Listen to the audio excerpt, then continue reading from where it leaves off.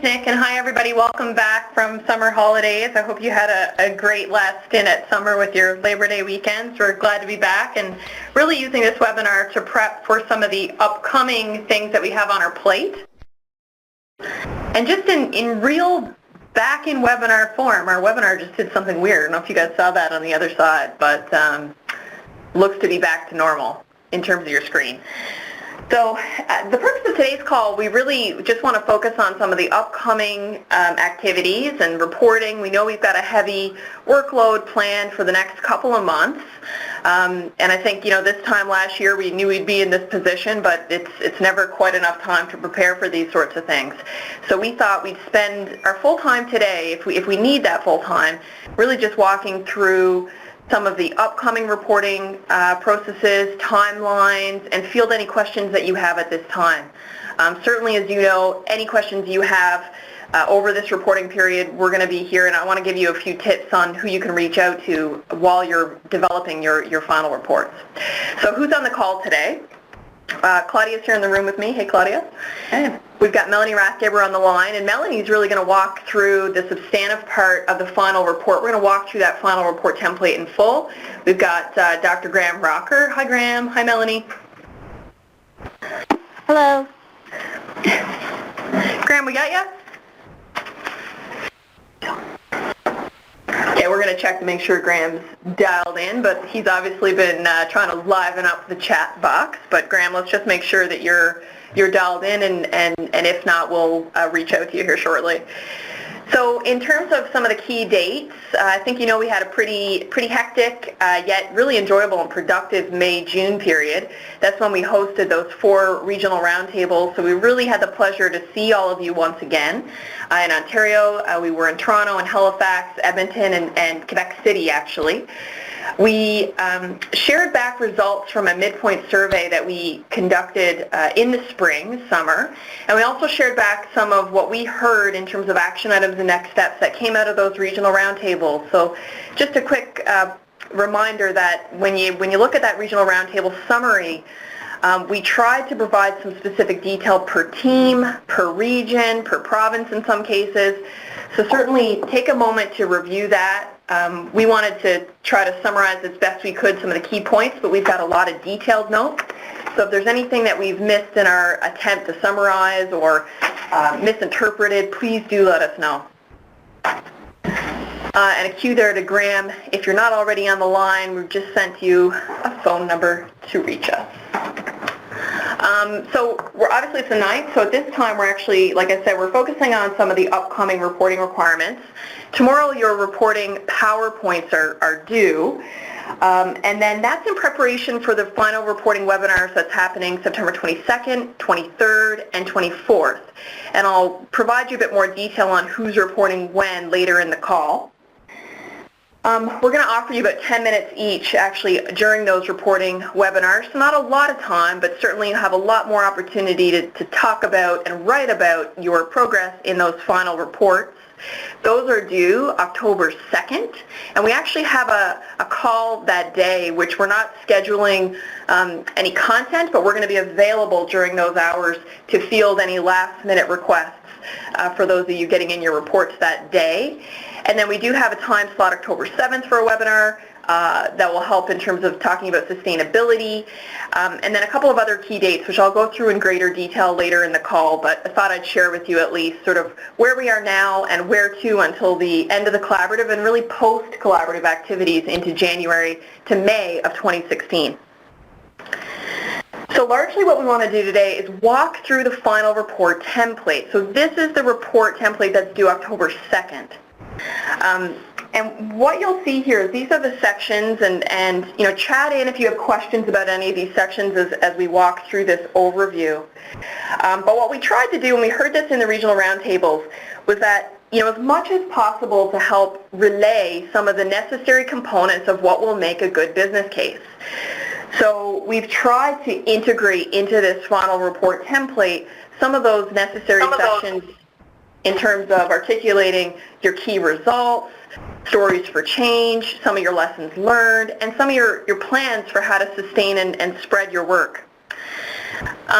During the course of now and submission of that report, we actually, we're encouraging you to reach out to us if need be for help in any way, shape, or form. So for example, when Melanie gives us the overview of some of the the data collection components of the report, she's available for coaching actually, and we can help set that kind of one-on-one support up, and certainly CFHI staff are here to help you as well.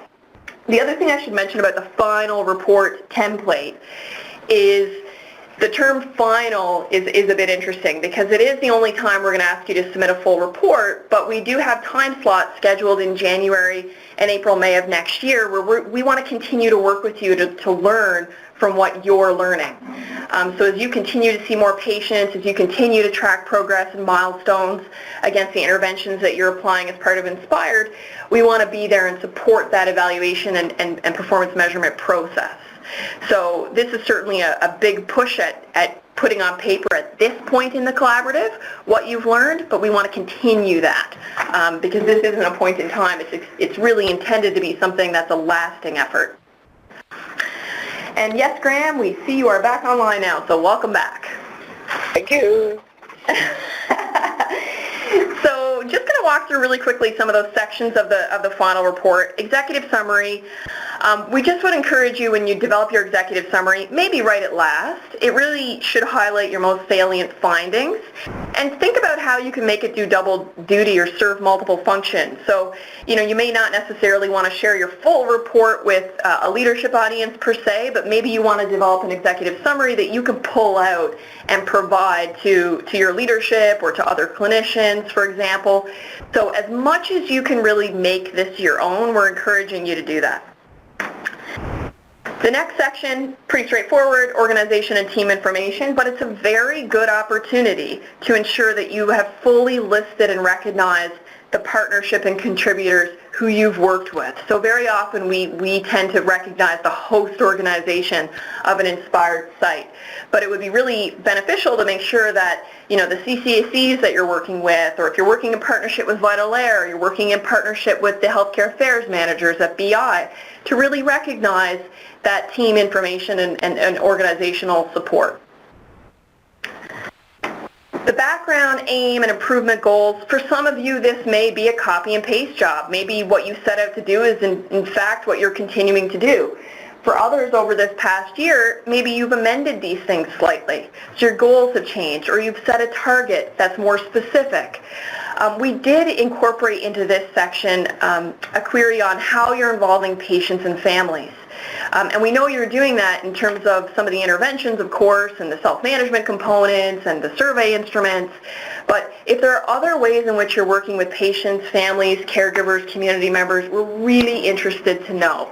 I think this is going to be an area where we can certainly support one another and teach one another about good practices for working with patients and families on the co-design and actual delivery and evaluation of health services.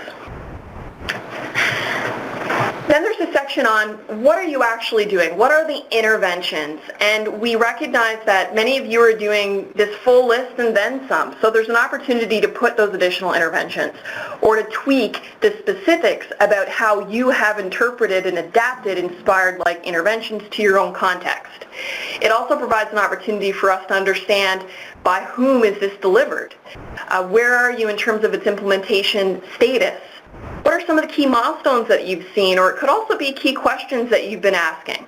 And then the time frame in terms of when that specific intervention has been implemented or is expected to be implemented. So think about future planning as well.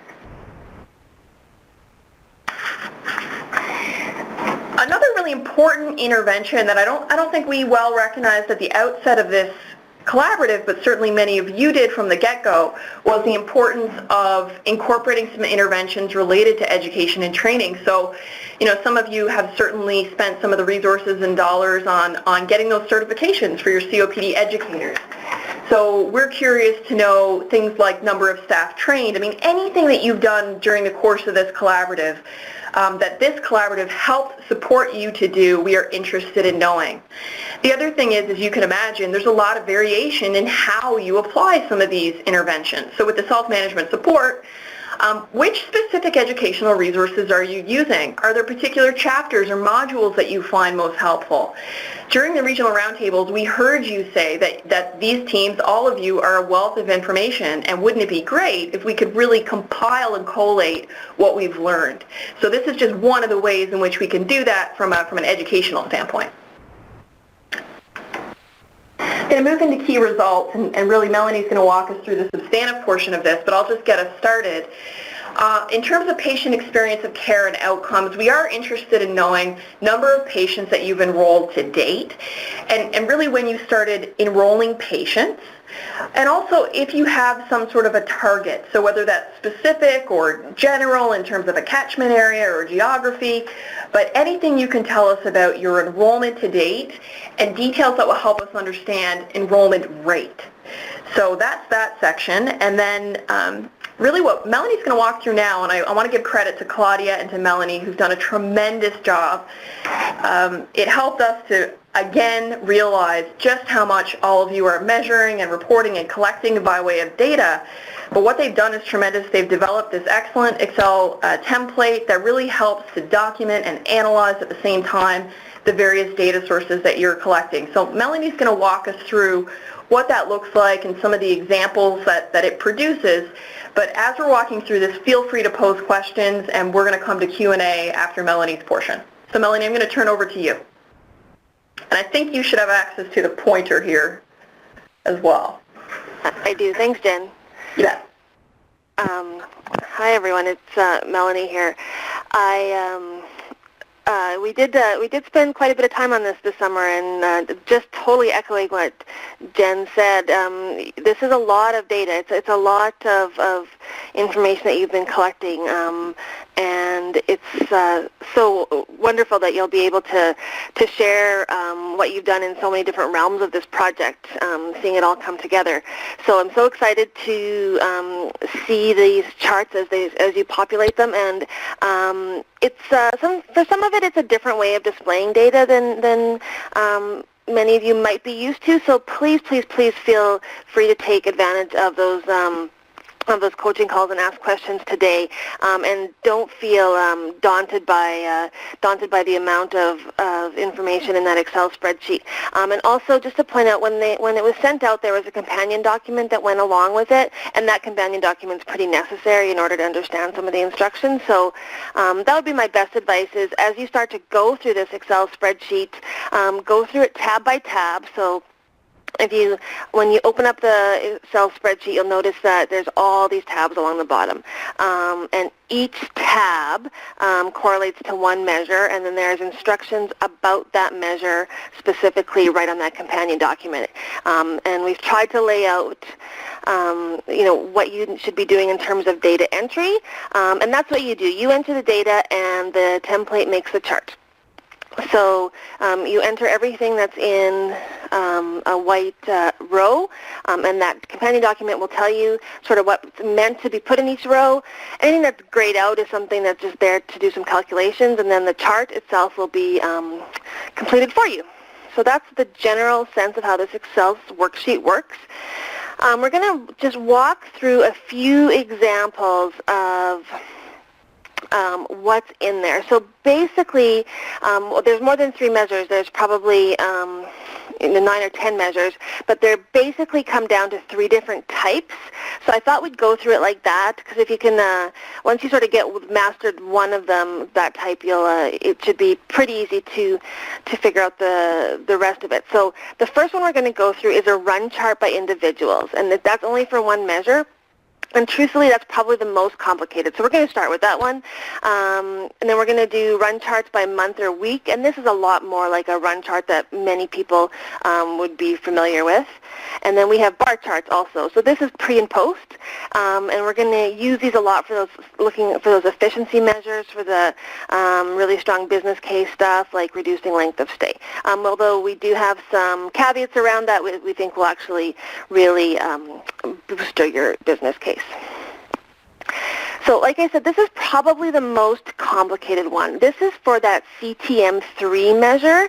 And if you remember, Eric Coleman talked about they've reduced it down to 3 questions. And then there's calculation that's been sent out for you to use in SPSS. You get a score. On 3 questions, you get a score out of 0 to 100. And what we've been recommending you use that score for is to have the patients scored on that before your program really starts, or before any interventions for them really start, and then again after. And then we've been advised to calculate a change score. So what you're hoping to see is that, let's say for this first patient that we have on row 1, if their first score, their baseline score was 15, and then after you've done your interventions, then they score higher, meaning they feel more continuity. Then we are kind of display that for that individual, their change was 30. So what we're hoping to see is higher change scores. We're hoping to see whatever they scored at the beginning, which is this row D. Here's a low one. This was only 18. That's a really low continuity perception. And then after their interventions through your program, they were much higher, 76. So they're going to have a much higher change. So that's what this is based on, and what it asks you to do is to order them in terms of when did they do their post-program CTM score. So we have, on the column A, we'll just have some sort of identifier, and then for that individual, when did they do their post-score, and that helps us do things over time along the bottom of this chart. So post-program score here, post-program date, sorry, and then what was that post-score? What are we comparing it to? What was their baseline score? And yeah, then this will calculate for you. It's a change score, and these are things that calculate for the median that goes on that run chart. And what you'll come up with is a run chart that looks like this. So what this is telling you is, over the course of the program, for each individual, this was their change scores. So I'll just go through this point by point. Each point is the change score for one patient, and so we hope that it's over time. So we hope that this is sort of the first people that you've had both a pre and a post for, and this is the people later on.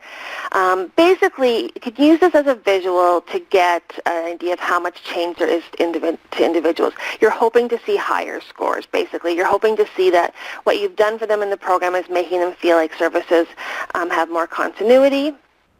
Better continuity, and you can analyze it visually to look for any trends or patterns. And the reason we thought it would be good on a run chart is, in true improvement fashion, we may expect to see higher change scores over time. Once you've really solidified your program interventions, and once things are running smoothly, you might expect that individuals who are enrolled later on in that program would get a better benefit. Now, this run chart isn't showing that. This run chart is showing that for some reason, patients that had their scores done in July versus in January had not as much change. So that's something that you might want to investigate so you can understand what was that about? What was happening for these 7 or 8 patients here that it seemed like it was pretty low? Was there a change in the program that time? Were they not getting their follow-up calls for some reason? And that's the benefit of a run chart, is that you can sort of understand what's going on. And you can also look for the run chart rules. We've probably talked about this in several other webinars about what those run chart rules are. So you can look for things like shifts and trends, although I think for this one it's probably more just a sort of visual analysis to see what's happening for those CTM scores. So like I said, that's probably the most complicated one, and we wanted to do that one first. And if you once you sort of played with this and tried to fill it in, if you have any questions, like I said, please let us know. The second kind is, again, a more familiar run chart, I think, for both of you. This is going to be a run chart that's by month or by week, whereas the last one was a run chart by each individual. So the example we'll talk about here is if you're tracking your ED visits. So in column A, you're putting your month of your program, and then a simple numerator, which is the number of ED visits, however you've operationally defined that. In C, you're going to put your denominator, the number of patients that you have enrolled, minus any exclusions that you have, and then you're going to come up with a rate, and this will be calculated for you.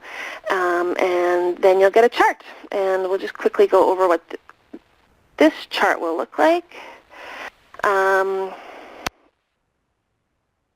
Sorry, I'm just going to go back. It's the same kind of run chart is used for all your appropriateness measures. And this is really, really classic improvement measurement or measurement for improvement. So all your process measures, and I know I've seen so many examples of good process appropriateness measures on your charters and that you've developed over the past few months. So anything like percent of patients who had their action plan completed, or percent of patients who had their follow-up phone calls done. Anything that is part of your process that you're measuring to see how often it's actually happening will go on this run chart as well. So again, you'll just have your months, you'll have your numerator. So we've just put it as a very generic number of patients who received whatever the appropriate intervention is this month. So you fill in whatever it is for you. So if your patients are supposed to be getting an action plan, you would put number of patients who received their action plan this month, and then the number of patients who were scheduled to receive their action plan this month. That's your denominator. Any exclusions you can put in here, and then your denominator and your results will automatically populate, and again, you'll get this chart. So what a run chart by month or week is going to look like is this. Again, a pretty classic run chart. You're going to have months along the bottom. If you can do it by week, that's probably even better. You'll get a better sense of any trends. You can use it to get a general view of your results. Just, what's happening. Some months you got right up to 100%. At the beginning, you were at 40%. So you just use it to get a visual. And in an improvement project, you really expect to see that. You sort of expect to see yourself start off a little bit lower, and then some gradual improvement over time, and then somewhere along the program you hope to see up towards 80 or 100% or whatever your target was really for those process measures. And then here is where I would use the run chart rules, especially if you have data by week. It would be really helpful. You can look for evidence of significant change basically. So if you have 6 points in a row that are all above or below the median, so this one, as it continues on, I expect that probably all these points up here will be above the median, and that's evidence of a shift, which is telling you that you have evidence of true change, or 5 points that are all going up or down, and hopefully up in this case. So if we saw 5 points, here we have 3 that are all going up. That again would be evidence of change. And CFHI has a lot of information on those rules, and some probably past webinar recordings that you can look at if you want to refresh yourself on those. And then the third type, and there's a few of these down here in the menu, are pre and post bar charts. And again, this is probably pretty familiar to anyone that looks at data fairly regularly. And this is looking at numbers before people were admitted to the program or enrolled in your program, and numbers after. So in this case, we're looking at 90-day unplanned readmission, which is one of your efficiency measures. Again, this is for each person on these rows. So for each person you've enrolled, you're going to, in column B, put the number of admissions they had 90 days prior to their enrollment. And that's kind of the key to this one, is pre and post means pre and post for that individual. So you put in how many admissions they had prior to their enrollment in the program, how many admissions they had after their enrollment to the program. So I'm just going to show you down here. This person had 12 admissions prior to their enrollment, and then it was reduced to 2 afterwards. And this bar chart then will calculate for you, and it'll give you these numbers. So I think we went over all of this. We did. So this is what it's going to show you. It's going to show you that for all the patients you have enrolled, they had a total of 56 unplanned admissions before their enrollment, and then that number was reduced to 25 after their enrollment. So you're looking at overall results in terms of efficiency. This is where you can really extrapolate some cost savings. So if you know the approximate cost of a hospital admission, you can do your calculations based on what you've been able to reduce. And then you can run some statistical tests if you want to do that. So something like a t-test would be able to tell you, based on your sample size, if this is a significant change. And I think in Halifax certainly did some tests like that to add to their business case. So like I said, it seems like a lot, but I think, and it probably will take a little bit of time as you're doing your report, but hopefully it's been laid out in a way where you can look at the template and then go back and look at that companion document and just fill in the numbers, and everything should calculate for you. And like I said, we know that we're under no illusions that it's really, really simple or that it's quick to do. So please feel free to call on us if you're running into any roadblocks along the way. Back over to you, Jen. Perfect. Thanks, Melanie. Really appreciate it. And like I said, once again, to you and Claudia, I think you did an excellent job at collating in one place a really useful tool. Graham and I were just chatting back and forth, and he had said that in Halifax they had wanted to create a run chart with the CTM data, and they didn't. Well, now they too have a tool to be able to do this. I'm just going to cover the last section in the key results. Melanie covered all the charting areas. We talked about patient outcomes and enrollment. The last section that we've added is this culture change, which we know is a bit elusive and a lot to expect of a programmatic implementation. We know that this isn't an organizational change effort or a systems change effort, but we do want to understand if there are some lessons learned when it comes to the way in which your team, the broader team that you work with, are behaving, and whether or not it's in response to this Inspired program. And then in keeping with that, we're also just interested in knowing what you think has been the most significant change that occurred either in your organization, in your team as a result of participating in the collaborative. And that may be a change in the way that you think, which certainly does lead to things like cultural change down the road. So we realize this is a big bucket area, but we want to try to understand as best as possible these types of issues that relate to behavior change and culture. So we've got an opportunity now for some of your questions, and I'm just going to run through some of what's been discussed here in the chat box. So Josh from Horizon had asked whether or not folks should use this Excel sheet to develop their PowerPoints.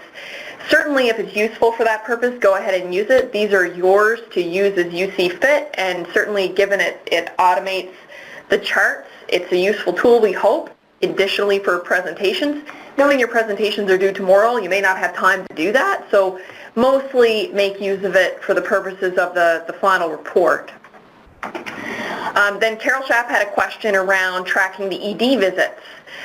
She was saying that they're tracking that, but a number of the readmissions or revisits are not actually related to COPD, so it might be for back pain or some other confounding issue. So her question was, and Melanie, I'll pose this to you, and I'll reiterate afterwards what Graham's put here in the chat box, but she's wondering, should we be only including ED visits related to a diagnosis of COPD or AE-COPD? Melanie. Yeah, so I think what Graham has said is that that's probably the more traditional way to measure that Inspired isn't set up to cure everything. So I would just go back, Carol, to, I'm just wondering if you've had these conversations maybe somewhere along the line documented on your charter or your measurement worksheet where you've outlined that operational definition. So maybe it's already there. But yeah, typically I think in your operational definition you would decide how you're going to measure it. But I think the probably more specific measure would be the better to be COPD-related admissions. But and let's make sure we get Graham to answer that from a content perspective. Yeah, I think because, if we wanted to publish any of this stuff ultimately down the road, I would think the first thing any reviewer would pick up on is,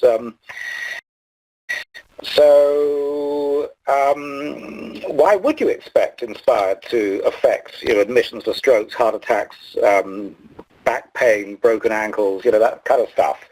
So I think it really does make sense to make it specific and COPD related all the way through. Yeah, it's a good point. And UHN mentions, this is Deb Casey, that they've been trying to get a sense of both COPD specific and all-cause. Obviously the numbers are low at this point, so not able to see a big difference. I guess where this comes into play is that if you're an organization where maybe you're looking at patients who have COPD and CHF, and your Inspired project dovetails with other work that you're doing, then you're going to be interested in those all-cause readmissions. But, ideally, you'll be able to do some sort of disaggregation to be able to, as Graham, you point out, relay this to what you can account for from an Inspired perspective versus other interventions that that patient may be experiencing. A good question here. I'm going to move us away from the readmission and COPD specific versus all cause to Val Pritchett's question from Newfoundland.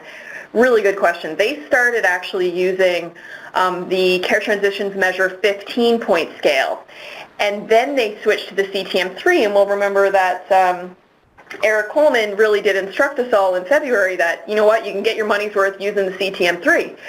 So Val's asking, does the calculation score work for both? And I think Eric at the time did talk about the comparability, but Graham or Melanie, do you have any feedback on that? Otherwise, we'll follow it with Eric Coleman directly. But in your original CTM, and any version of CTM ever since is still basically a percentage score. Yeah, so my feeling about that is I think it would be fine. I think you should still use the same methodology. I would just make a note of where that transition changed over, because if all of a sudden you start to see a big jump in your run chart, you might want to know that might be because of a change in data strategy. And Graham, do you want to just speak to your CTM anything out of 100 point? Well, I think I don't think it'll matter whether you do CTM 3 or 15, really, in terms of how that data is finally presented. And Melanie alluded earlier to it's the change in CTM that matters. And so, you will get a percentage score using CTM 3 as you would if you use CTM 15. It's just easier all round to deal with the 3-component score, I would think. Yeah, so okay, I think the end of lesson is, Valerie, just try it. If it starts looking like there's a real big change when you did the switch, then maybe we'd probably maybe reach out to Eric about why that might be. But theoretically, it seems like it would be fine. Okay, great. And I see Val's responding here.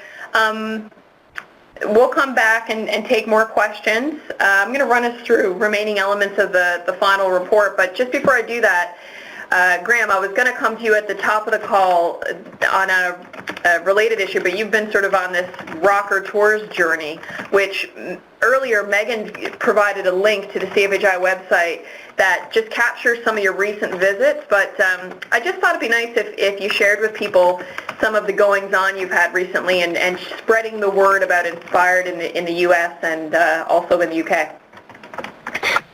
Okay, well, it's kind of nice to get an invitation to go to the Cleveland Clinic. So I was down there towards the end of July and ended up 3 talks and one big plenary talk about end-of-life care and COPD, and I think the CFHI website might have links to some additional information about that. Cambridge was very interesting because I really wanted to go back to Cambridge, which is where I got the initial ideas about evaluation of complex intervention from Sarah Booth's team. She heads up the Breathlessness Intervention Service in Cambridge, which is a bit like Inspired, but it's facility-based. But it was learning from the Cambridge crew, I think, was a very critical step for me 4 or 5 years ago before we set out on Inspired.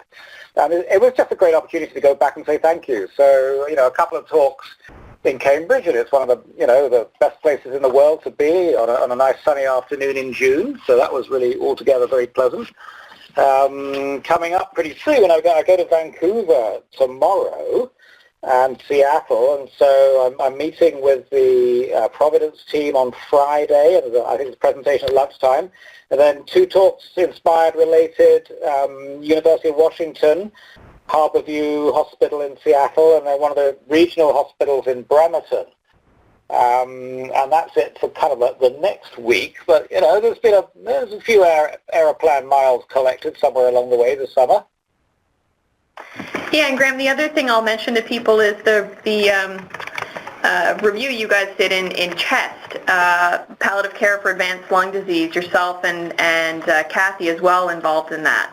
So we've captured those things in today's actually CFHI newsletter. So if folks haven't signed up and would like to, you can certainly go to our website to do so. And there's a quick little blurb about some of these ways in which Inspired is spreading, at least in terms of its knowledge and what it is, to places outside of Canada, which is really exciting. Yeah. Alrighty, well thanks for that. We're going to continue on. And I'm picking up where we left off in terms of the final reporting template, but feel free if you have continued questions, now's the time to ask. We've included a section in the final report that really tries to get at some of the anecdotes, what we've called stories of change. And we've shared this nice quote that we did recently in a webinar on in-sourcing innovation and trying to rely on patient and also provider anecdote and experience and story as important interventions in and of themselves. So, you know, a narrative, it is as powerful as any healthcare intervention. It can be when we share that narrative. So just keep that in mind as you're developing your story for change, and you know, try to capture as best as you can some of those experiences, or at least flag for us that, you know, you encountered a particular patient or family or provider who interpreted things in a particular way, and we're happy to work with you to develop those too, because that can be really helpful toward making your case for change, along with all the other data and information that you're collecting. Lessons learned here, we're really trying to understand what you felt have been some of the key enablers to facilitators, as well as some of the challenges to implementing, sustaining your improvement efforts, and then, you know, your general lessons learned overall as a team, as a healthcare provider, and in implementing these Inspired-like interventions. To my point earlier, we're also interested in resources you've developed, and this is so that we can build this collective, I think, worth that we've all created as part of the collaborative and in our own right. So, you know, maybe you've developed toolkits, or, you know, there's forms that you've created, care pathways, pamphlets, visuals. So long as you're willing to share those, we're interested in hearing what those are, for what purpose you created them, and in what formats. We're trying to get a handle on that conversation that came out of the regional roundtables about creating almost like a hub of information relevant to people interested in implementing an Inspired-like approach. And when it comes to sustaining your efforts, we're interested in some real detail around what activities you have underway. So, you know, for some of you, this is why you've been working with Boehringer Ingelheim and the healthcare affairs managers and their external access folks in terms of developing those or hosting those receptions that spread the word. I think that's really important, and there might be other types of group efforts and activities. Or maybe you're applying for a grant opportunity. Maybe you're looking at opportunities through your provincial Ministry of Health or your local health integration network or health region. So give us a sense of what those types of plans are that you have underway.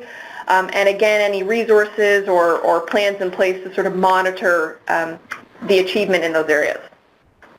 Then when it comes to spread, this is really, you know, to what extent are your efforts actually implicating others? It could be within your organization, so maybe you're broadening your reach of patients, populations, or you're broadening your reach in terms of healthcare providers that will be delivering an Inspired-like approach to care, or maybe you presented at a recent conference and someone else is interested in uptaking the type of work that you're doing in their organization. So this is a place to talk about those sort of spread efforts. And then finally, we're really interested in understanding what you've gained, but also what you feel have been some of the real challenges of participating in this quality improvement collaborative. So there's some specific questions in there that try to capture and understand the benefit of the various components, like the workshops and the webinars, the interaction with CFHI, the interaction with VI and the healthcare affairs managers, with Vital Air and other contributors. So really give thought to what has been a real benefit and where has it actually provided maybe a hindrance, in fact. We're interested in all of the above in this particular section, and we'll certainly be following up on this point as we do in each of our webinars. We typically ask a question at the end to find out not just about your satisfaction, but whether or not you learned anything or intend to apply some of the things that you've learned. We did share and this is completely optional. It's more as a resource to you for future use. We put together a poster board template. It's in a PowerPoint format, so you can adapt and use that if you see fit. And so now I'm just going to bring us back to an overview once again of some of the key dates, but this time in a bit more detail. So finish the review of the final reporting template. So if there's any of those sections you have questions on, please feel free to shoot us a question about those. And now just a quick capture of your upcoming key dates. So PowerPoint's due tomorrow. That allows us to really get those translated so that we're ready to go. September 22nd, 23rd, 24th is when we're hosting the progress reporting webinars. Claudia can confirm, but I think each team has 10 minutes to present. And we do have faculty that are participating in each of those calls and providing some live feedback. All the healthcare affairs managers are going to be on those calls from BI. And we've also actually invited some of the participants that joined us for the regional roundtables. So you're very likely to get questions, not all of which I expect we'll be able to field during the webinar, but we will collate all the questions that come in during those progress reporting webinars so that you have those, and we'll facilitate your addressing them to whomever puts them in. If you have questions about developing any of these materials, we'll go back one slide. You've got the contacts here for Robin Young, as well as Melanie, who's been on today's call. So feel free to reach out to these guys, and then if you email Claudia, Megan, or I, we'll of course field your question as well. And then you see here the key dates of who's presenting when. So all the Quebec teams are going to start us off on the 22nd, the Atlantic teams and the Western teams presenting on the 23rd, and then the Ontario teams are all presenting on the 24th. So then in October, in terms of our key dates, submission of final reports, that's the written reports we've been talking about today. That's October 2nd. We do have a webinar that day to field any last-minute inquiries. It's not mandatory to join that webinar on the 2nd. It's really meant to be a coaching call to address any questions that you have just prior to submitting. October 7th, we do have a content webinar planned, and we want to focus on sustainability and sustaining your efforts. We've got faculty lined up that are committed to reviewing all of your final reports, and they're going to be doing that review between the 5th and the 16th. So we've lined them up just following the submission of the final reports. If those of you are going to be at the CHEST meeting in Montreal, Claudia's going to be there. I know Graham Rocker's going to be there, Jean Bourbeau, Darcy Marcinek, and I'm sure other faculty, but look for us. We'll be there. We're also planning to participate in the CNRC, the Canadian Network of Respiratory Care Conference that's happening in Niagara Falls from the 6th to the 7th, and we're joining BI and the Institute of Health Economics to host a small invited exchange on some of the policy issues related to COPD care on the 5th. So we'll be reporting out just some updates on those events in upcoming webinars as well. And then a heads up that we are going to be circulating in November a survey. So this will be mid to late November when you've got the heat off you in terms of these upcoming deliverables. We're going to be querying you about some of your experience and learning, skills that you feel that you've gained as part of the collaborative, some of the changes, sustainability. So this is meant to be sort of your own team reflection. So it's going to be circulated to all team members. And whereas the final report is really a more formal document, this is your own personal reflections on these issues. We also want to get a sense of, who's learned or who's met one another, started to work with one another in a more concerted way through some social network analysis. So that'll be in an email coming to you in late November, even possibly early December, but a survey that gets at these key components. And then just a quick heads up for January, so into 2016, collaborative will really be formally over, but we have some key dates planned in January as well as in April and May, where it's an opportunity for us to touch base with everybody, hear about your progress. We plan on hosting some content in January as well related to business case development.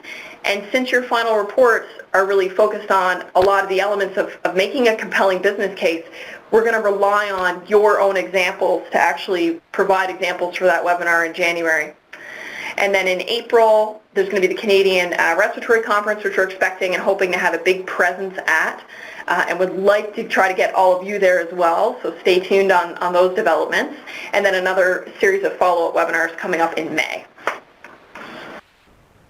So So I'll leave this list of reminders up here, but happy to field any other questions.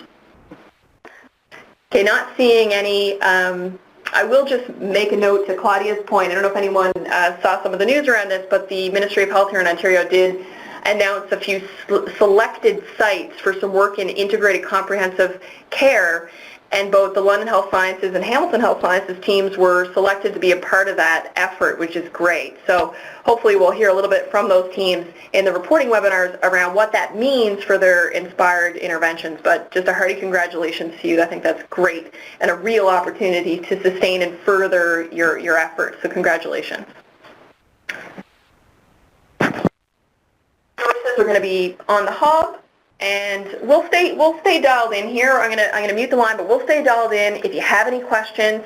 But that's really all we had planned. So no one ever argues when you end a meeting early, and that's what we're going to do today.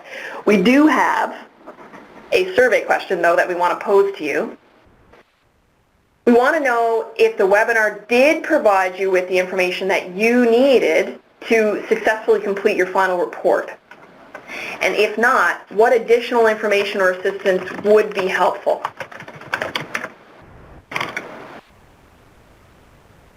So was it helpful for giving you the information you need to submit your final report, develop your final report? And what further information might you need to be able to be successful in doing that? Graham, you can go ahead. You want to say a couple of words about the Center for Advanced Palliative Care? Yes, in the U.S. So, this is just an example, I think, of some pleasant surprises along the way with an initiative like Inspired. And so, a year ago in November, I was asked to give the plenary talk at their national meeting down in Orlando, and that has led to an interesting series of conversations. And we started having conferences this summer about the potential of the Center to Advanced Palliative Care in the U.S., which Diane Meyer runs out of Mount Sinai Hospital in New York. And this is an organization that has developed some very clever online tools for educational purposes. And there are hundreds of healthcare institutions and organizations that are members of this network. And Diane is very keen to develop, in collaboration with us, a kind of online inspired approach to the care of advanced COPD. So, the experiences we're going to gain from this national collaborative, I think, will be very helpful in informing that kind of online educational sort of commitment and process. So, discussions are at a relatively early stage, but this will be a fabulous way to get the message out there south of the border. And I think there's huge interest down there in initiatives like Inspired, just the whole concept of changing models of care and doing things differently. So this is one of those kind of stay tuned initiatives, and more details will follow. Okay, perfect. And Graham, Sheena's actually going to post the website here, and we'll post that link. Meg, we'll post that link in the online platform as well. It actually just was created in January, but it already has, I think, something like 10,000 accessed resources. And if you've used one of the resources, you're likely to have used 6 of the resources. And it's a really nice model where, of course, they walk through patient scenarios and so forth. So we had the luxury of walking through that platform. It is a member-based cost recovery model, so your organizations need to pay for it. But we'll share the link anyway in case it's of interest. And I believe there are a couple of Canadian equivalents in palliative care in the Canadian context, which our palliative care faculty could validate for us. But we do certainly see potential in Graham, I think you're going to be developing a module with them related to Inspired, in fact. Yeah.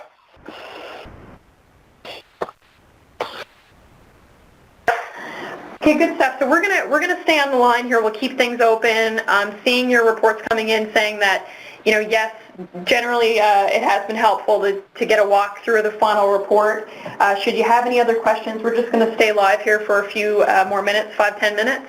And for those of you who wish to sign off, thanks so much for your time today. We're really looking forward to hear about your progress September 22nd to 24th, and we're here in the interim to help you as you need. So thanks, everybody. And a big thanks again to Melanie, to Claudia, and to Graham.